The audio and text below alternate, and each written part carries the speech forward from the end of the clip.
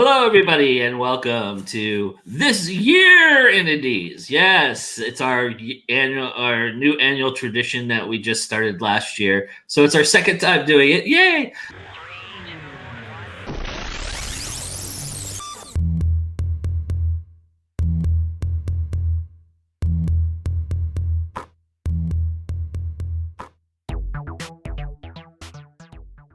And this year, I decided to invite some of my esteemed colleagues who do certain things within certain realms of the indie world themselves, and also host shows on YouTube and podcasts across the world where they talk about movies, music, everything and anything in the sun, books. And so I wanted to have them on to kind of go through. As you know, on our blog, we are counting down the top 5 indie book, movie, film, or movies, books, music. And I also have a couple other categories that I've put together there on the website as well. But it's not about me tonight. It is about these 4 gentlemen here. So, and they are amazing at what they do. And so I wanted to give them an opportunity to talk a little bit about what they felt like it was the best of the year for them.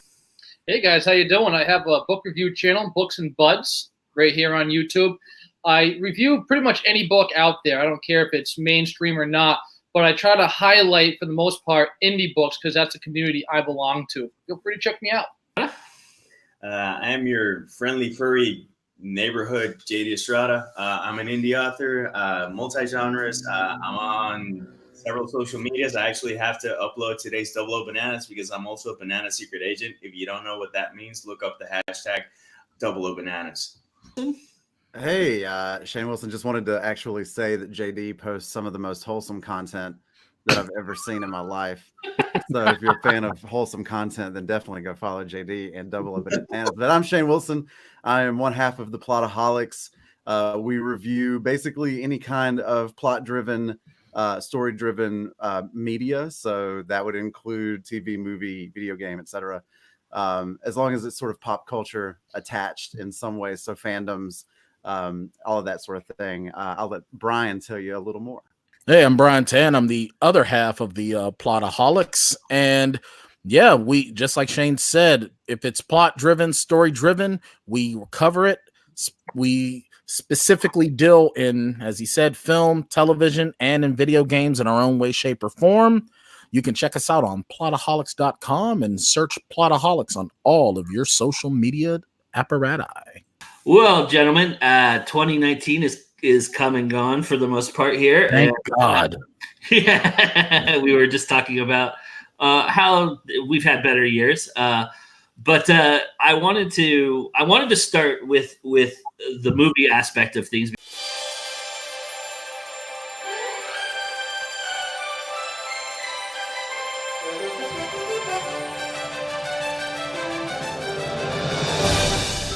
But every movie has a plot hole, and every hole gets filled somehow with whiskey, wine, or blue milk.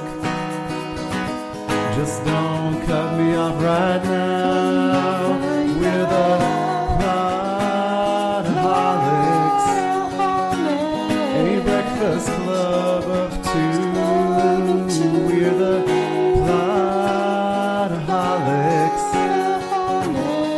ripping plots apart for you. I'll give the Plotaholics an opportunity to give us some insight into what they felt like this year. The indie movies were like.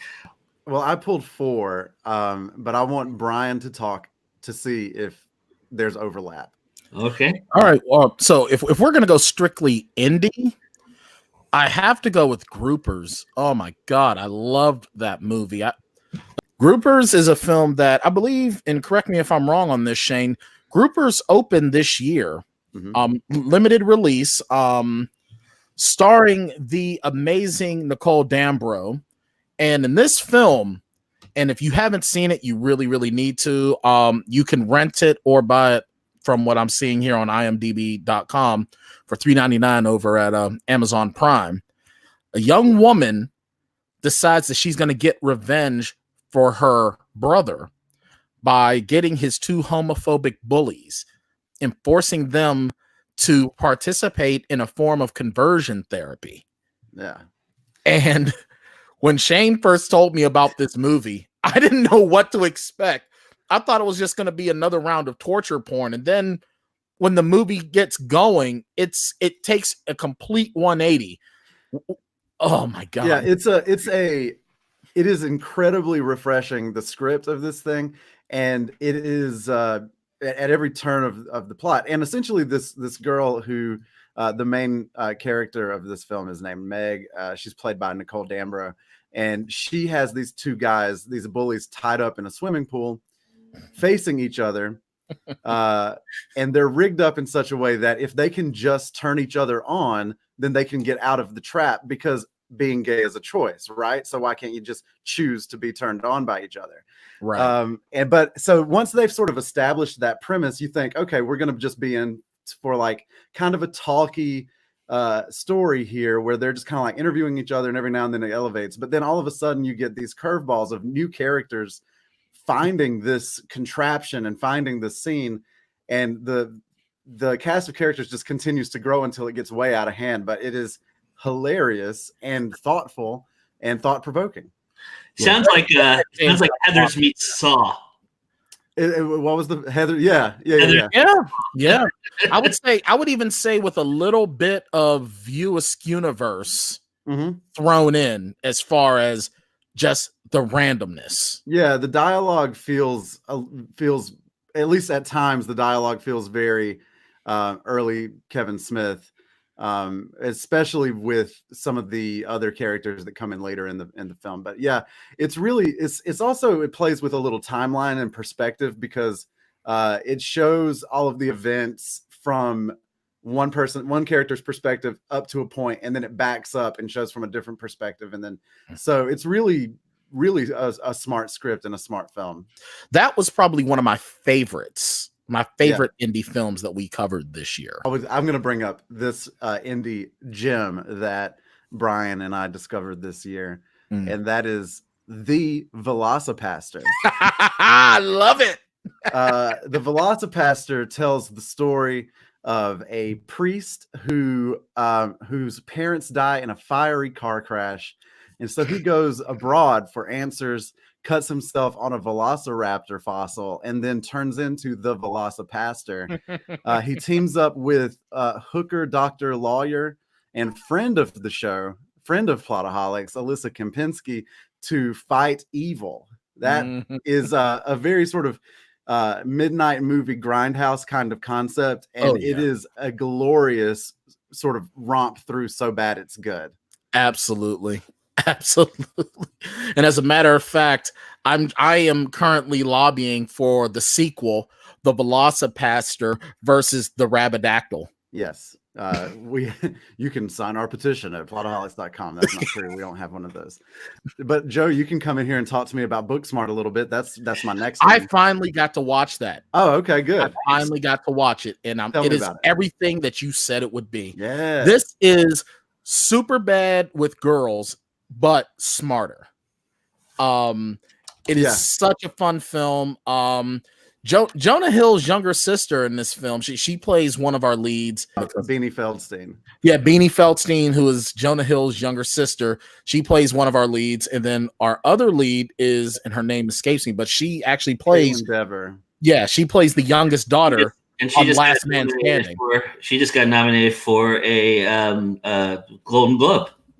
As she should. And this was Olivia Wilde's first directorial job, and she did amazing. This film, the pacing is amazing. The characters you get sucked into immediately, and you really feel a strong connection to all of them. This movie takes everything great about those late 90s, early 2000 teen high school flicks, puts them all together in a blender, and then makes them awesome for today. I contend that Billy Lord really steals the show. I agree with that for sure. Yes, she does. And I also I have to without question mention that I believe the best job directing this year was done by Olivia Wilde. I think she has an eye and a sensibility to her that as a storyteller, Yeah, we haven't seen her in her acting ability do that she can do here in directing. And I think we've all been robbed of the opportunity to see her direct more movies if she doesn't want to do anymore, because I think she's a natural at it, and I think she could easily be Kevin Smith in a heartbeat. I think she's got that kind of quick wit and that sensibility, and her ability to frame shots and keep you engaged in things that are going on beyond what you're seeing right in front of you. I mean, Billy Lord becomes like Where's Waldo in this movie, where she pops up randomly in the background, and you're just going, what the fuck? That is just the greatest thing I've ever seen. Yeah, and the movie also subverts your expectations at just about every turn, but it never feels like what Game of Thrones was accused of doing, like subversion for subversion's sake. Like the subversion here of high school stereotypes and etc. always feels purposeful, and like it's not a gimmick here. Right. Everything just feels right. This is one of those films where they couldn't have made this more realistic if they tried, unless they went to an actual high school and just started filming kids documentary style and just said, do whatever you normally do. It's really good. Our supporting actors are so amazing. They give our leads the best chance to shine without overshining them. Even Billy Lord, who is the Where's Waldo and is so amazing, she easily steals the show, but she never takes away from the leads. And that is the best thing about any supporting actor, is being able to stand out without taking away from their leads. And shout out to Jessica Williams, who plays Miss Fine in this film, and Jason Sudeikis as well. Love both of those. And this is just a great film, and it's a feel-good film, and it's going to leave old farts like me longing for high school again. This is a film that changes I'll contend it changes the trajectory of film, in terms of that this is one of those films that is going to be huge on cable, on Netflix, and it's going to be one of those cultural phenomenon films that is like Dazed and Confused and Clerks and all of these films that have stood the test of time and traveled beyond what they have captured in 2 hours. That film is going to be more popular in 10 years than it is right now. Absolutely. I mean, you look at the fraternity of high school films. Get out of there. Oh yeah, I gotta run. Coming for you. They're coming to take me away. No, I mean, you look at the fraternity of you mentioned Dazed and Confused, The Breakfast Club, what the hell's that other one? I just said it was Can't Hardly Wait, American Pie, Superbad. These post high school films that all of us, when we watch, it's like we are immediately sucked in. That is what Booksmart does. And I'll tell you something else, Joe, you hit it right on the head when you said that we definitely will lose out as fans if Olivia Wilde decides she's not going to do this anymore. Honestly, I put her up there with Catherine Bigelow as one of the best female directors, period. And one of the best directors for her first time. I mean, I would love to see what she could do with, more comedies or dramedies even, or just straight drama. Yeah, but that for sure, that is one of the, certainly as people will note who were reading my blog, it was my third favorite film of this year, third favorite indie film. I ranked it number 3 on my list. And do you guys have any more you want to talk about? I have one more that I want to talk about, Joe, and this is a late arrival for me. This film is called Anna and the Apocalypse. Anna and the Apocalypse is a Christmas movie and a zombie movie and a musical, and it is brilliant. The music is really good. My hesitation with movie musicals, especially if they're not done on major studios with major backing, is that the music won't be good, but the songs are on point. The voice talent is good, and all of the performers are good. Anna and the Apocalypse tells a pretty basic kind of zombie story, but what's great about it is that it allows the narrative to breathe. And by that, I mean, after the realization that this is what's going on, all of the characters are given a moment to kind of deal with that and the gravity of that situation. And in a way that is like very specific to musical theater. So things are a little bit bigger and a little bit more, flamboyant or whatever you want to say, but it still is very, there's a big heart at the center of this thing. There's a comment being made here too about how most of the characters miss that the zombie apocalypse has even started because they're all looking at their phones. And like, there's this one scene where the lead character, Anna, who is played by Ella Hunt, she is like, she finally gets in that like high school relationship with her crush or whatever. She comes singing out of her house, and the zombie apocalypse is happening all around her, but she's just singing and dancing, and like people are like, the town is on fire. People are running out of their house screaming. People are getting eaten, like behind her and stuff. And it's just really funny. And a really nice comment on like, cell phone culture, and also just like that high school culture of self-involvement, and how a lot of times we need something kind of earth-shaking to show us that we really aren't as important as we thought we were.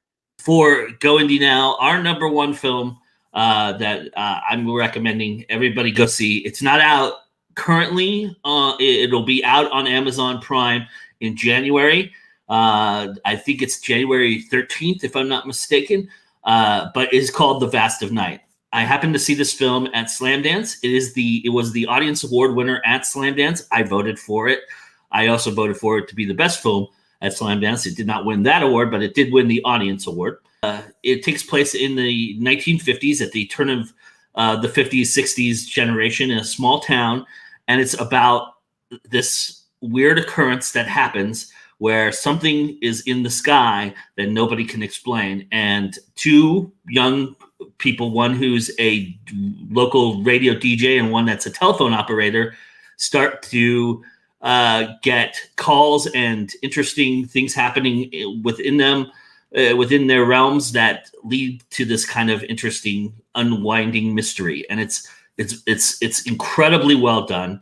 It is innovative, and I'm so happy that it's actually been nominated in the Independent Spirit Awards for Best First Screenplay. Congratulations to them for that.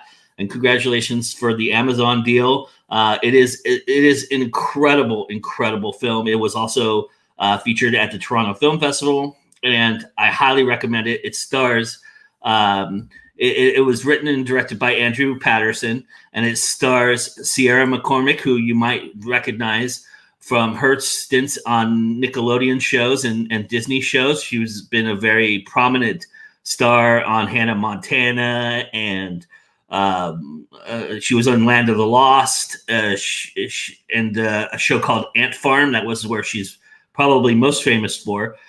She plays one of the characters, and Jake Horowitz, also somebody who's done a lot of work in Hollywood, who is a big breakout star here, and he's in this movie as well.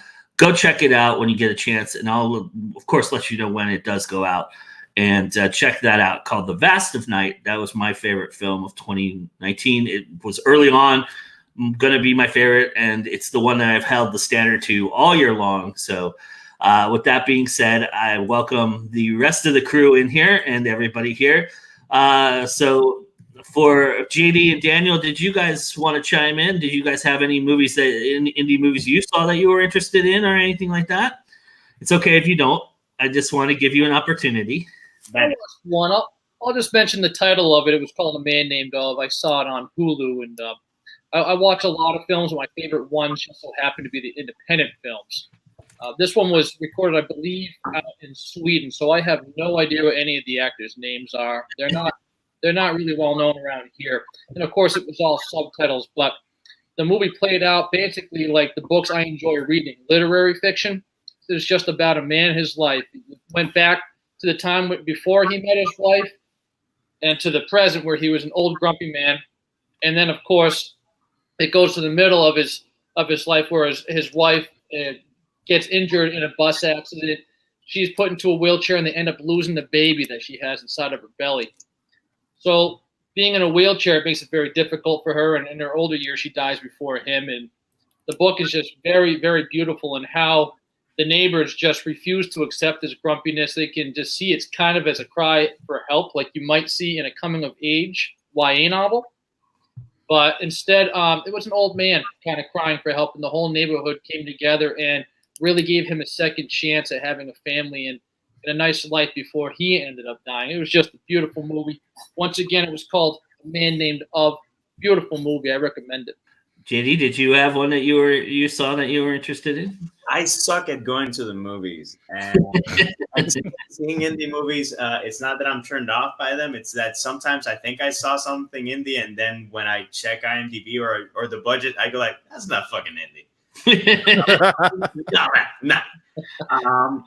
Out of all the year, the indie movie that I think that I know that I missed out on, and I want to remedy that as soon as possible, is Peanut Butter Falcon.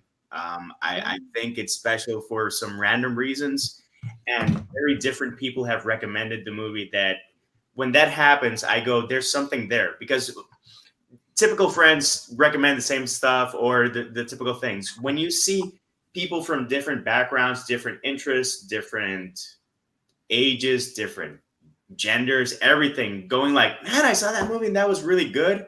It at least piques my interest.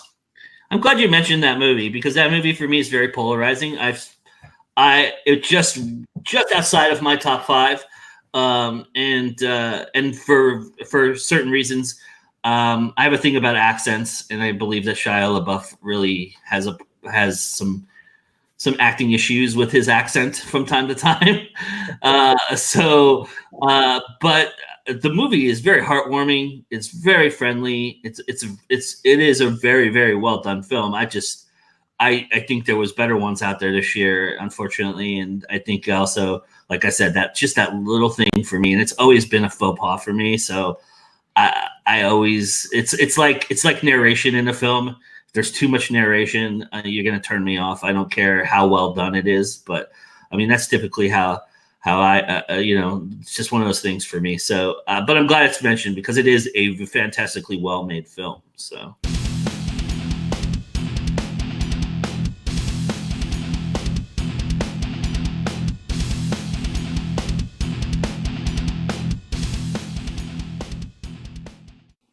Ladies and gentlemen, everyone in between, welcome back to another episode of Books and Buds, where we discuss two of the greatest things God placed on planet Earth, books and buds.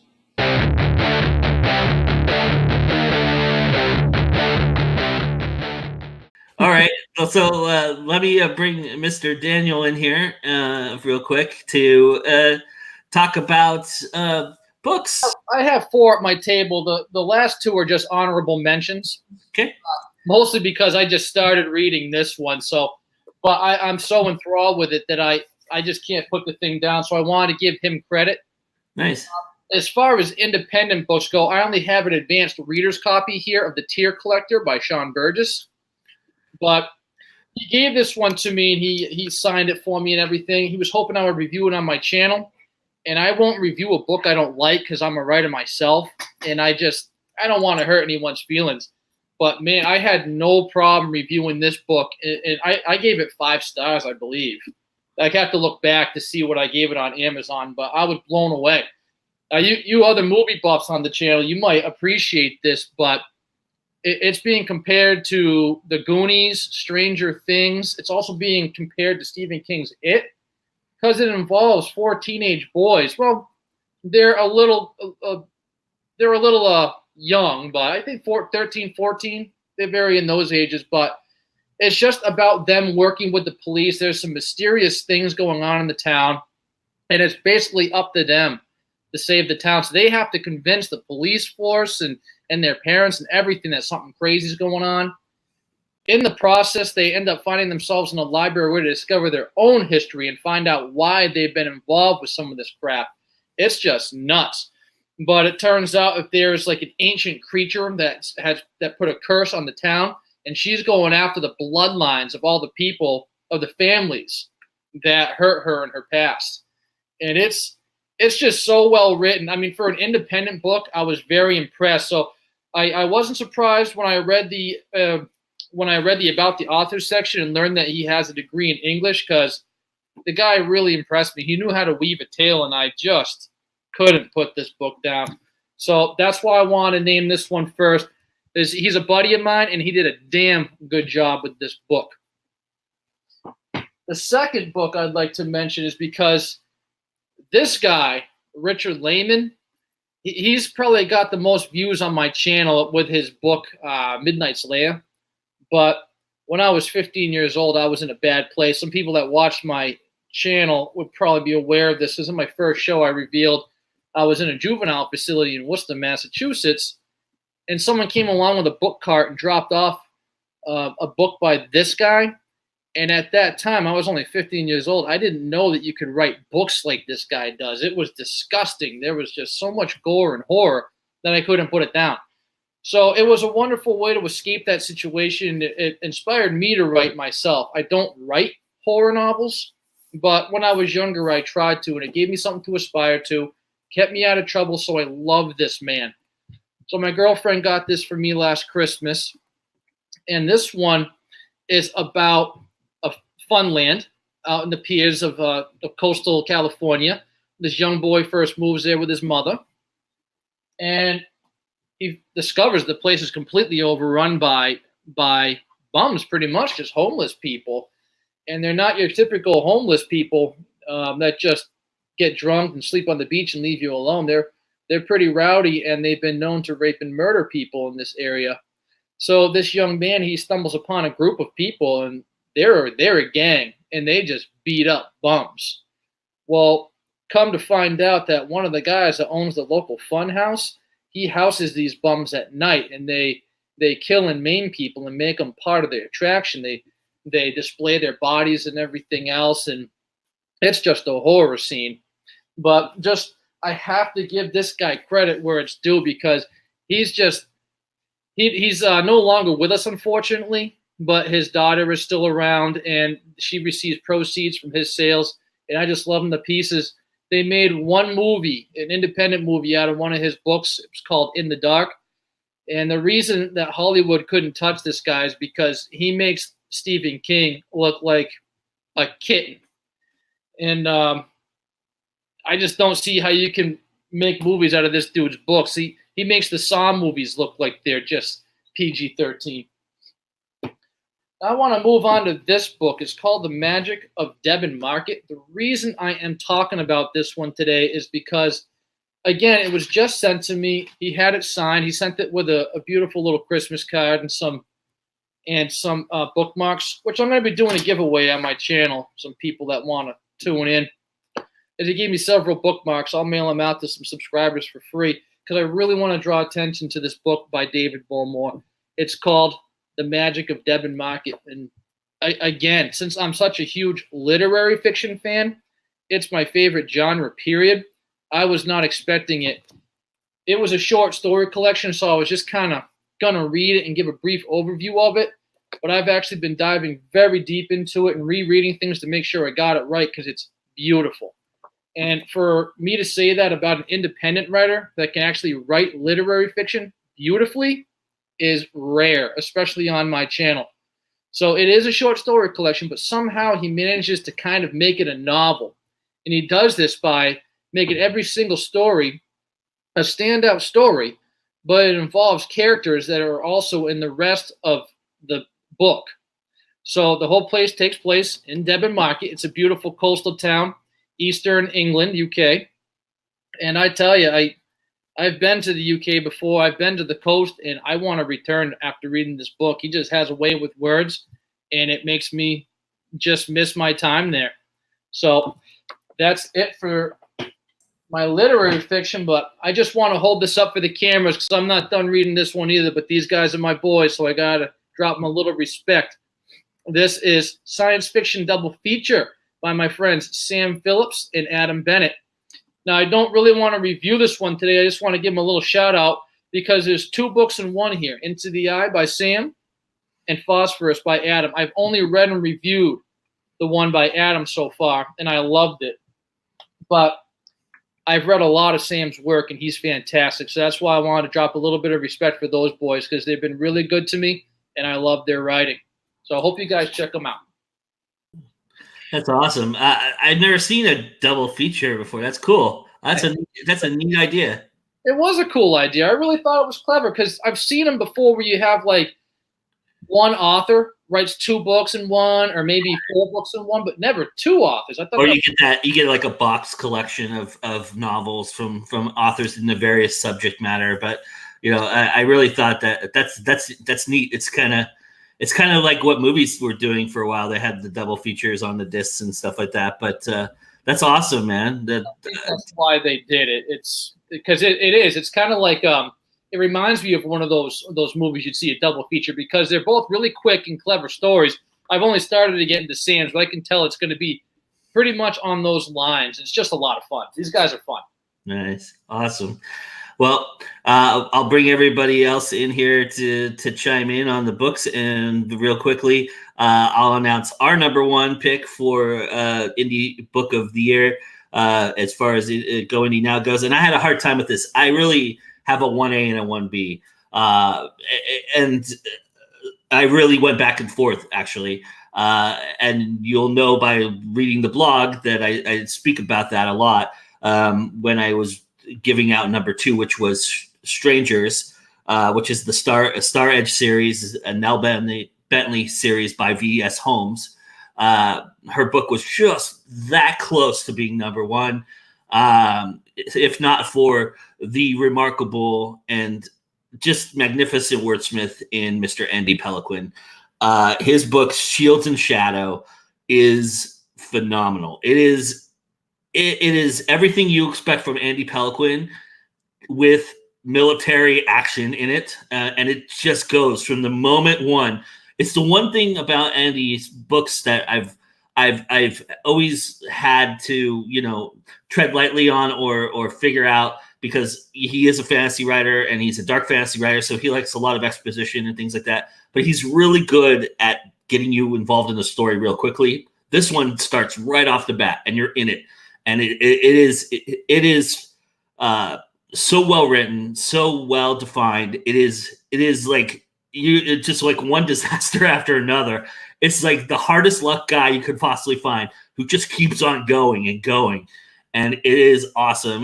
The character's name is Erevan. I hope I pronounced that correctly.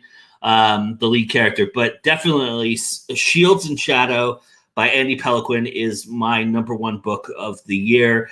You'll read more about that on our blog. As you will, I talk about The Vast of Night on there as well. I'll bring everybody in here.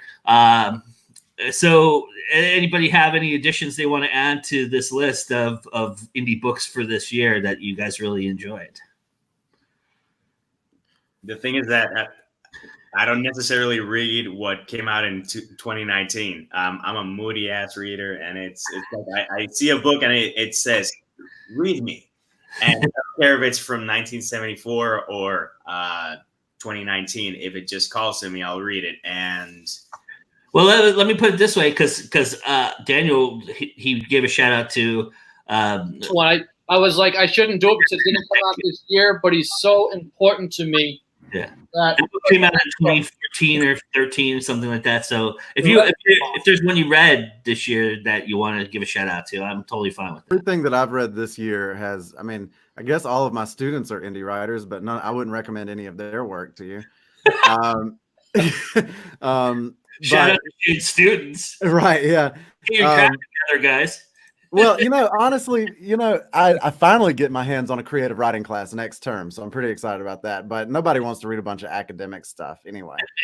Yeah, that doesn't sound fun for me. Yeah, right. So most of the things that I've read in the last year are either books for the degree that I'm working on, or student writing, or books for prep for my own class. And so sadly, I don't have a lot of indie books under my belt for the last year. Yeah, I really don't either. This year has been kind of difficult in a lot of ways for me from a writing perspective. So I've kind of just sort of withdrawn a little bit, even from my own writing, which kind of sucks. The one book that I listen to or read at least once a year is Swan Song by Robert McCammon. That is the book that made me really want to be a writer and really sucked me in. It's sort of like my graduation into becoming like an adult reader. You know, that book it's over 950 plus pages. So you've got a lot to do, and it has a little bit of everything, you know, political thriller, demons, nuclear war, and you know, just bleak. And it's amazing. Yeah, I'm with you. I mean, I didn't want to bring up a book that wasn't this year, but some talent just never dies, and it's always going to be relevant, you know? Absolutely. That's why I chose to do that. Yep. There's some books I think that, you know, I remember years ago, I was like, man, they need to make Swan Song into a movie, blah, blah, blah. Michael Clark Duncan would be perfect as a character Josh. And then I thought about it. I was like, you know what? I'm glad they didn't, because Hollywood would just screw it up. They're good at that. They're real good at that. I still want my money back from going to see Aragon in the theaters. I want my money back. And the other room won't stop yapping about that years later. I was so disappointed in that. That is one of the only films that I walked out on that. And I stayed to watch all of Blue Chips back in 1994. Wow. Okay. And I walked out of Aragon. And you know what? And your Southie accent is now, because like I said, I lived in New Hampshire for years. So now your Southie accent is not only, it's bringing out a combination of Yinzer and Boston. So thank you. Golden Compass, also the movie. I haven't seen his dark materials, but the Golden Compass movie is a dumpster fire. On the Edge of a Raindrop is actually microfiction by Sarah Brenton, indie author. If selling indie is a tough sell, try to imagine microfiction. But why do I bring that book up? If you're hitting like a creative wall, you got a bad block or something, I honestly think that reading her microfiction, she's a superb writer. I think it can help you get past the block. And I've noticed that with certain people who write microfiction, there's other people that it's like, okay, so you didn't have anything that would fill a page and that's your microfiction. And then there's other people that just slap you so hard with their talent that it just makes you pay attention. But in the case of On the Edge of a Raindrop, I honestly think that if a writer is going through a block, they should read, you know, excerpts of that book, just like, you know, turn 30 pages and read that page. And I think it'll jumpstart you. Another one is Shakespeare for Sociopaths by Kristen Garth. She is a peculiar cat. She is a hell of a poet and a very, very unique voice. She describes herself as a woman child. Her background is intense, from being a stripper to God knows what. Very genuine person, very, very intense person, and no sugarcoating. And it's like, this is my life. This is my reality. I'm dealing with it. And I think it would make some great reading. I've read a couple of books, but this year that's the one that I wrote and that I read. Since it's Shakespeare, it's obviously sonnets. Hell of a writer. And finally, what a great title. That's a no, dude, check her out. She's super solid. Again, out there, but very nice, very genuine. She sent me complimentary copies from to review and whatnot. And every time that she sends stickers for me and my wife. She sends extra books and other stuff from the small publisher that they represent. It's Hedgehog Press, I believe.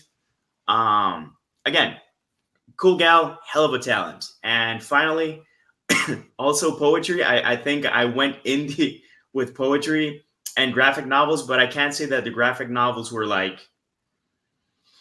end of the year worthy. But in terms of poetry, I finally read The Liminal Hymns by Anais Chadchenko.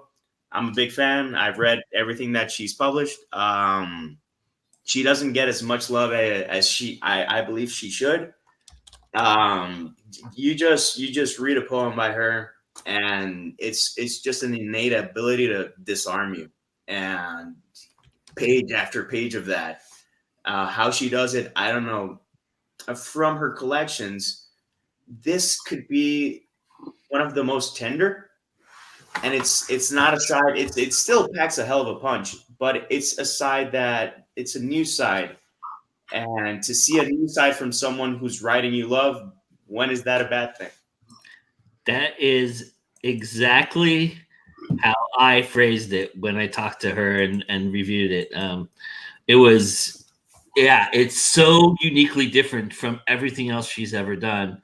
It is stellar in its prose, in the way that she constructs a kind of a narrative throughout, and it goes through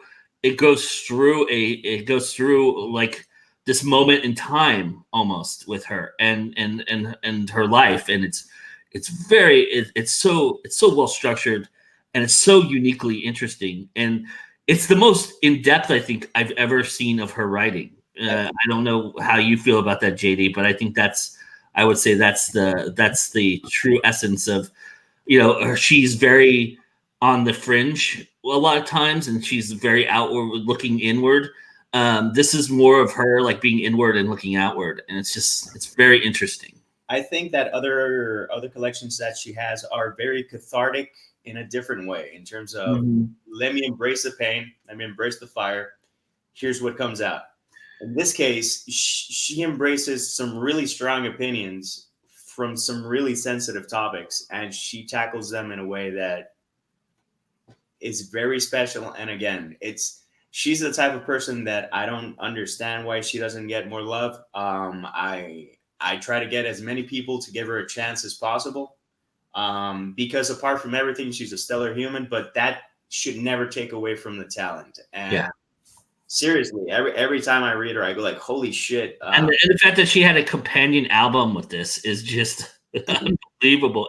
And I will say that it is such a duality, but it is yet so cohesive together. It's really interesting how that worked, and I really found that just completely fascinating. And I really kicked myself for not doing this last year, the top 5, because this book would have easily been in my top 5. It was one of my all-time favorites, and I just dig her stuff. Obviously, Bright Needles is probably my favorite poetry book ever, and I go back to it quite often.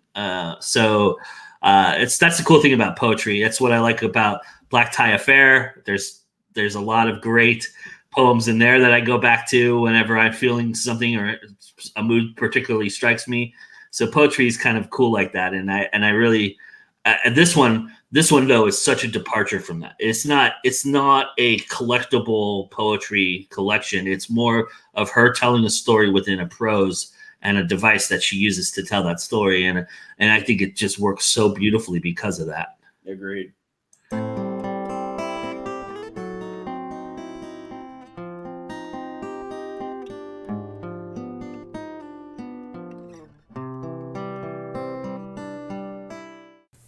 Greetings, fellow humans, and welcome to another Tea with JD. It's been a while.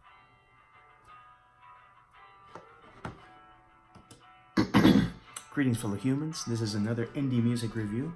This is your scruffy neighborhood indie music reviewer, JD Estrada, also an indie author from Puerto Rico, now based in Atlanta.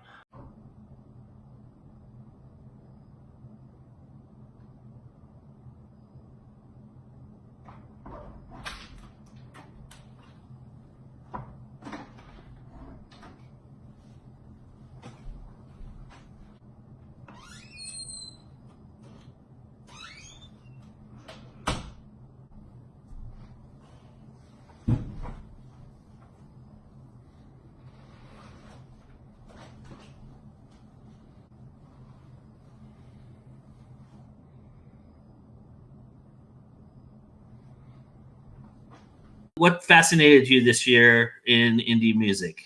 Okay, I got my top 5 and I got honorable mentions. Honorable mention number 1 would be Zoe Keating's Snowmelts. Zoe Keating's a very, very special talent. She plays cello. She uses pedals. It's just amazing writing music. She's coming to Atlanta next year. I'm really gonna try very hard to get to see that show. She's a very special and unique talent. There's a lot of people that fiddle around with pedals. I think she's one of the first one to do it with a cello. I'm not gonna say she's the only one, but at least from what I have found, she's one of the first ones. And seriously, every time that she releases something, it just blows you away. Second special mention is Anais Chachenko's Untethered. These are very raw recordings. It's her in her living room recording something, again, very raw. There's something that I think is very interesting. Sometimes you listen to artists or bands when they have raw demos and you see something very special. I think a good example would be My Morning Jacket. They had 2 volumes of rough demos, and volume 2 particularly, I think, is really stellar.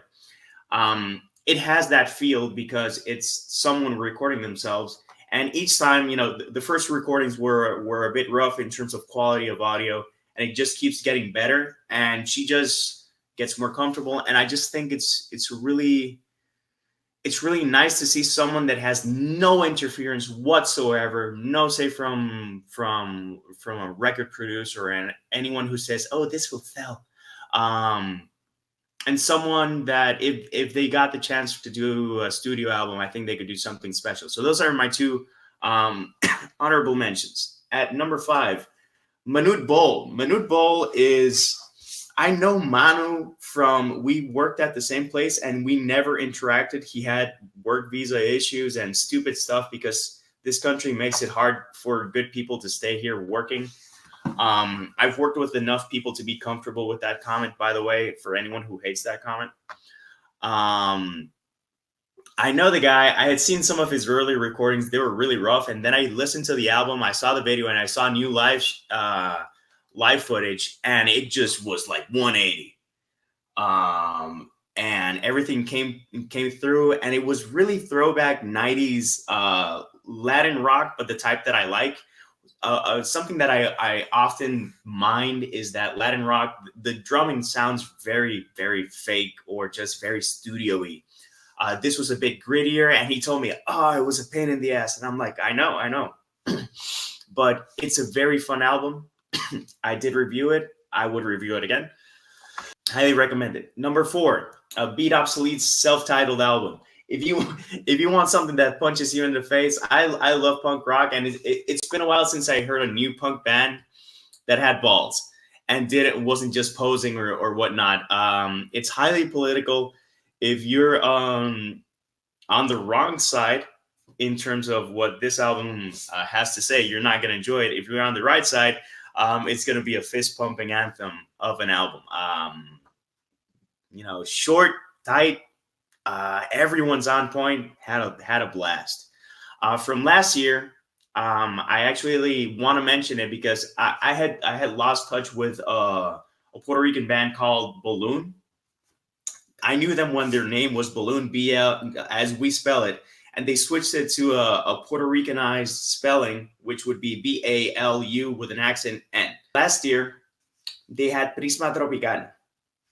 I had lost touch from these people, and I was like, "Oh, let me see if they have something." And then I see this vast wealth of music on Spotify, these shows on KEXP, these shows on other places, and I was like, "What have I missed?" And I've missed a lot. And their first really polished album, Prisma Tropical, came out last year. It is stellar. It is good music to work to. It is good music to have headphones and focus to. I just thought it was great. From last year, I got the surprise that Jordan Rain, one of my favorite indie artists, she's from New Zealand. She does gothic folk or something like that. The description that she offers is curious, but actually very accurate.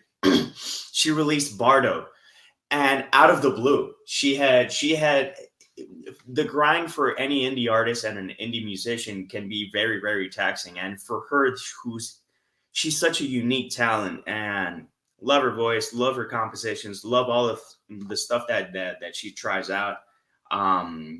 Just everything from lyrics to music to everything in between, and performance. I think she's stellar.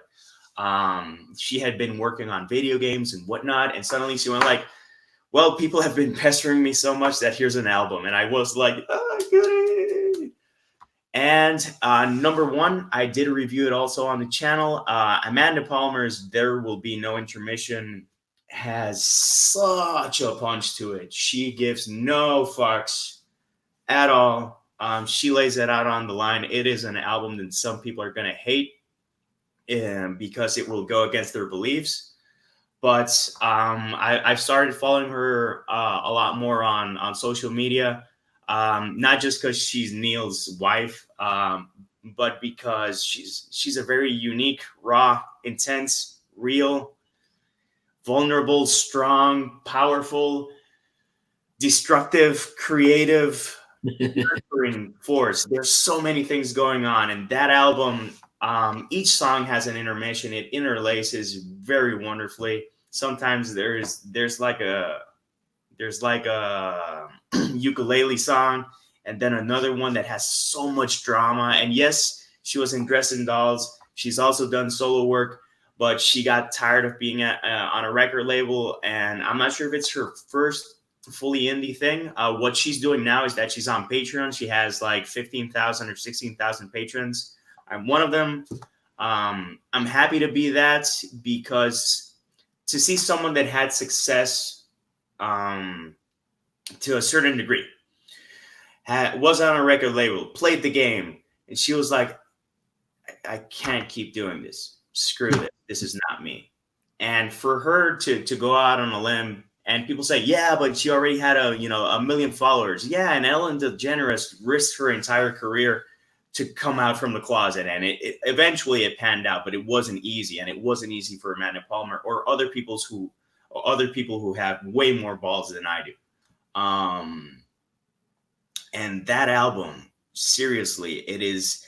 If you know someone who's going through depression, it is an album that I would recommend. If you know someone who has had to have an abortion for whatever the reason, justified or not, right or wrong, whatever, there are songs on that album that I think can help people. And that's as rare as it comes for me. Absolutely. Very rare. And if the cover doesn't kick you in the face, the album definitely will. The cover is an amazing, and get the unedited version, please. I know that they had to have an edited version out there, but the unedited version will just rock your world. And Dresden Dolls, of course, one of my all-time favorites. And I was happy to hear that they might be coming back and doing a reunion this year. Did you hear that as well? I heard that. It's still a little hush-hush, and I've been distracted by Tool. No, I'll forgive myself for that.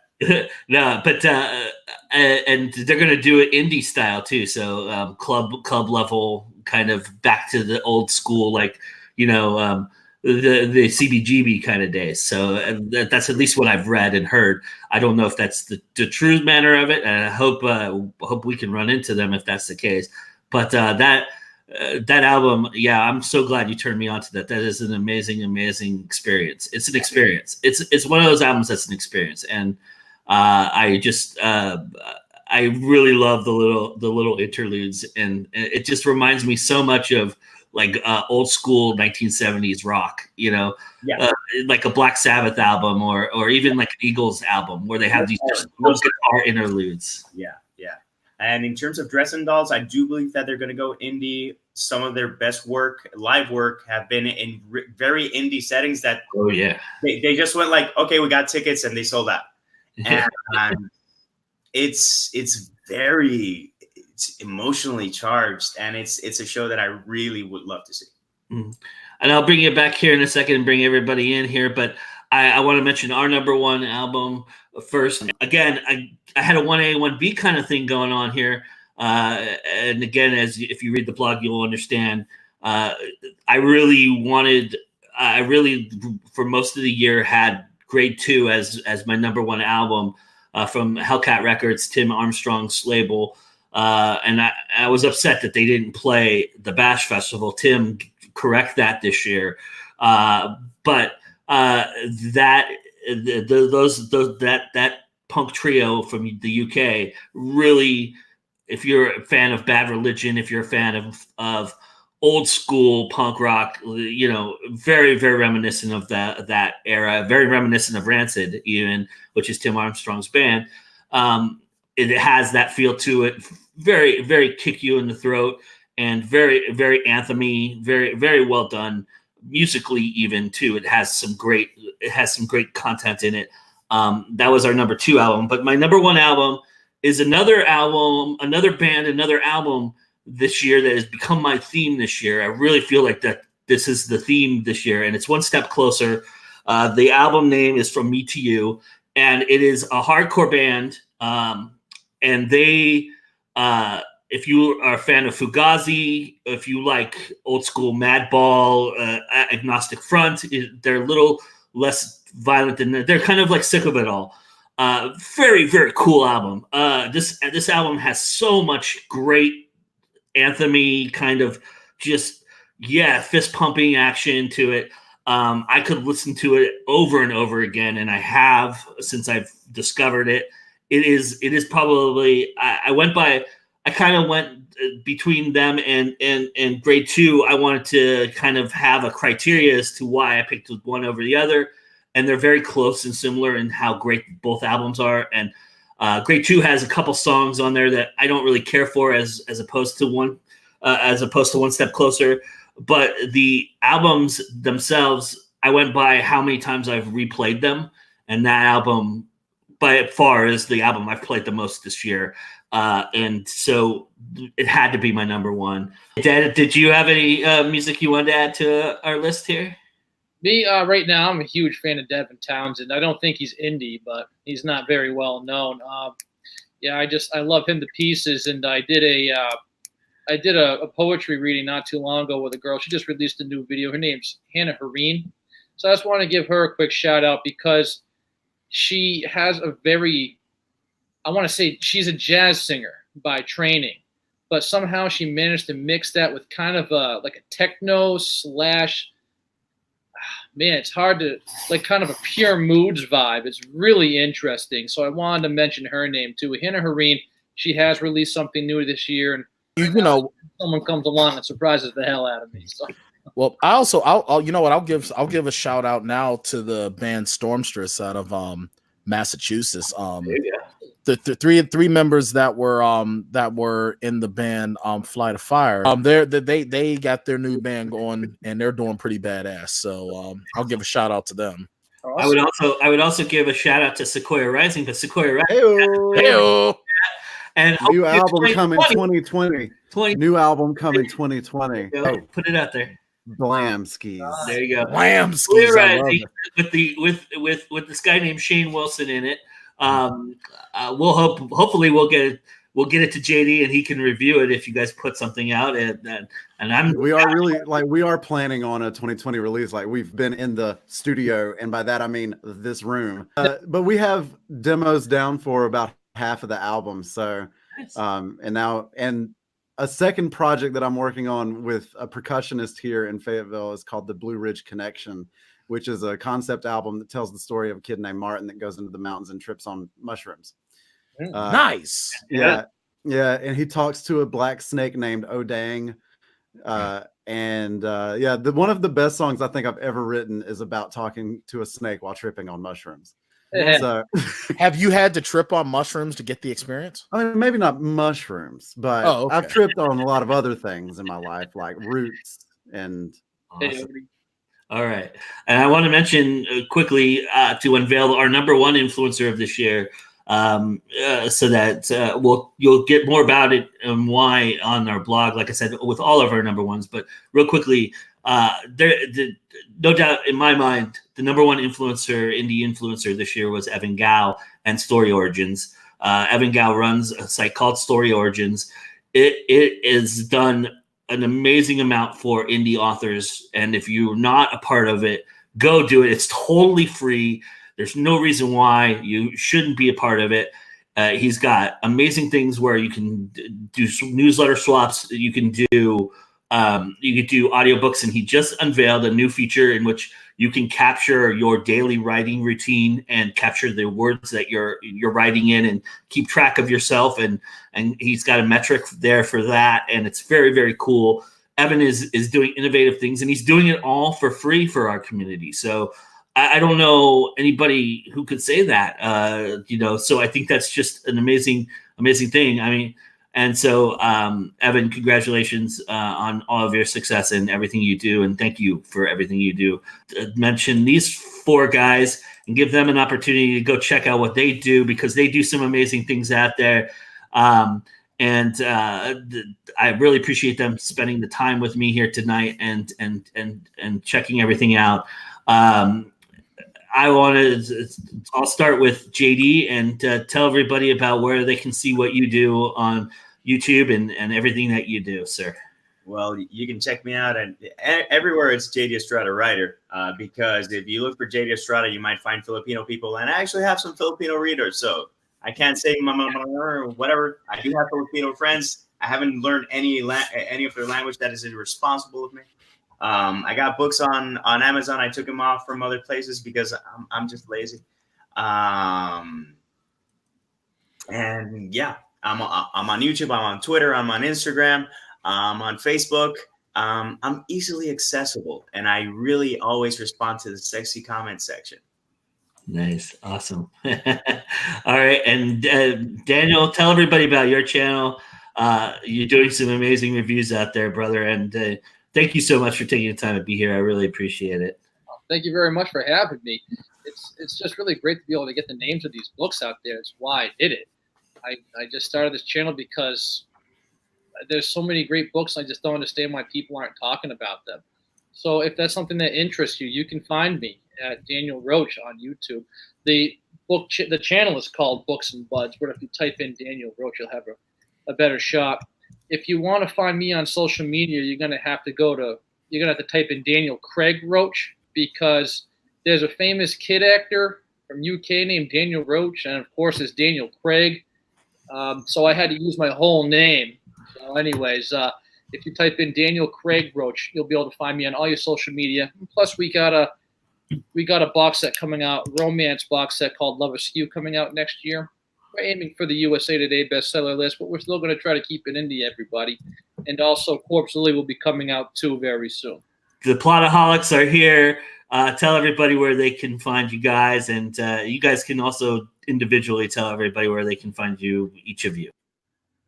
Yeah, well, obviously, Plotaholics.com is the best place to find Plotaholics related stuff. You can check out the mighty Bryan Tann's weekly Mandalorian recap. Oh yeah, which is incredibly inconsistently posted, but sometime between Monday and Friday of every week that goes up. Yeah. You can also catch our weekly podcast where we do long form movie analysis. Podcasts are new every Monday. Bryan, anything else about Plotaholics? Oh yeah. Check us out on all forms of the social media at Plotaholics.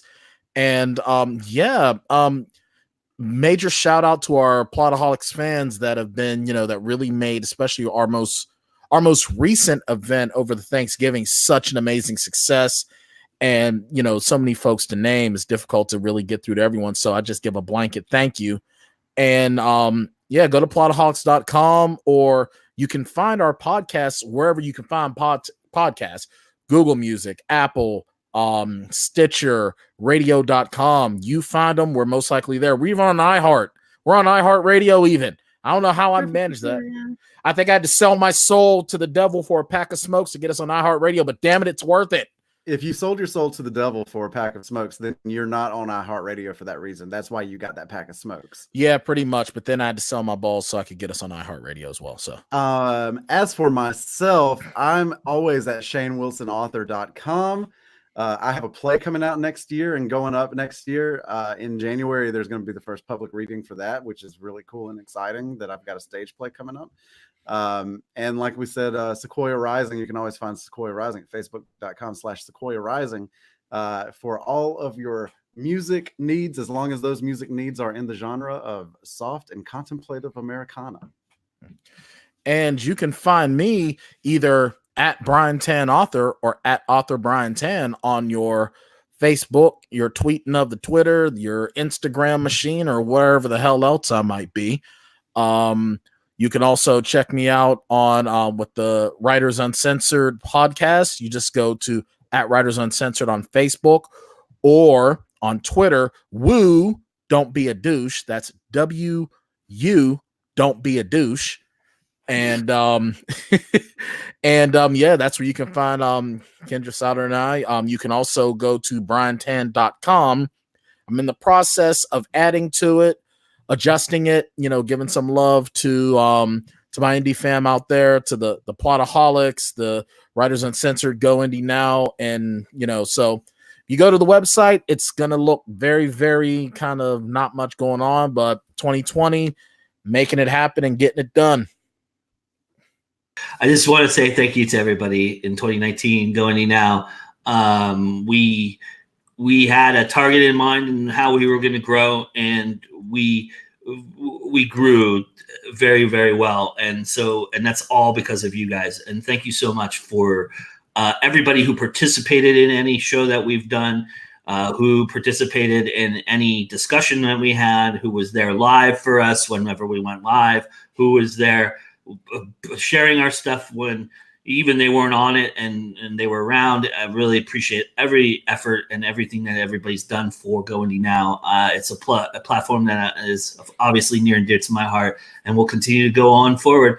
The fall season was very, very fun and very, very fruitful. And so we'll be back. We are taking a small little break here over the holidays and through to so that I can go to Park City and get you some more content from Slam Dance this year. We'll be there, and then mid-season we'll have another great mid-season of programming. We've got some really great things coming up. Something that me and Bryan Tann are working on. Hopefully, we'll get that started in the mid-season, and it'll be a new invention of indie stuff that we're doing. Just think elbow drop from the top, and then you'll know what we're talking about. But everything else. Oh, yeah. Dig it, brother.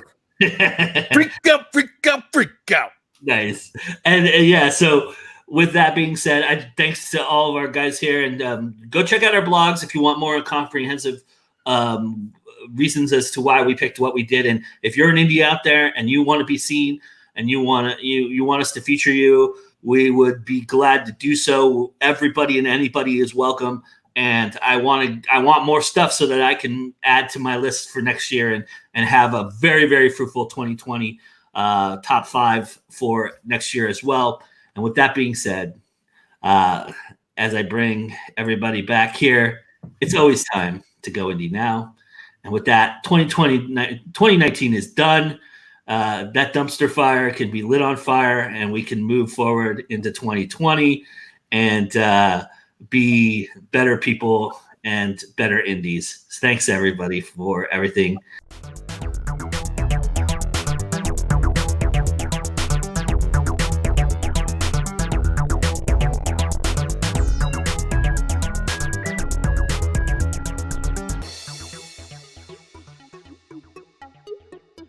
I wanted to mention, because he doesn't know this, because the blog hasn't come out yet, but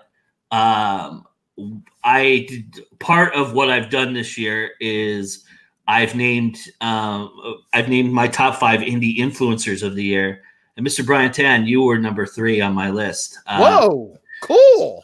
You have an incredible voice. You are a passionate guy, and the things that you're doing are amazing out there. And I think everybody needs to especially go check out Writers Uncensored with you and Kendra Sauter. I think it's a unique concept with a unique idea behind it, and you guys have really, really put something different out there. The Plotaholics, of course, I can't say enough great things about them, but I just think that you're one of those guys that everybody wants on their show, and should rightfully so, that they should have you on their show if they don't want you on your show. But you blew up this year in terms of being seen, and I think that's a great thing for our community, and I'm really appreciative of you and what you've done for GoIndieNow. But yeah, that's something I wanted to mention to you. Oh man, you know what? I am 150% humbled, and I thank you very much for just allowing me the platform, and everyone out there that's part of the GoIndieNow family that checks things out and hasn't gotten tired of seeing my mug and hearing my voice this last year. And I appreciate you, Joe, just allowing me the platform to just run my mouth. And I thank you very, very much. Like I said, I'm so humbled, and that's a holiday gift that I truly, truly needed. And I thank you very, very much. So your 2019 wasn't as bad as you thought. You know what? I tell you one thing right now. Plotaholics, and then Writers Uncensored, and then this news with GoIndieNow, and now my 2019 is an awesome sandwich.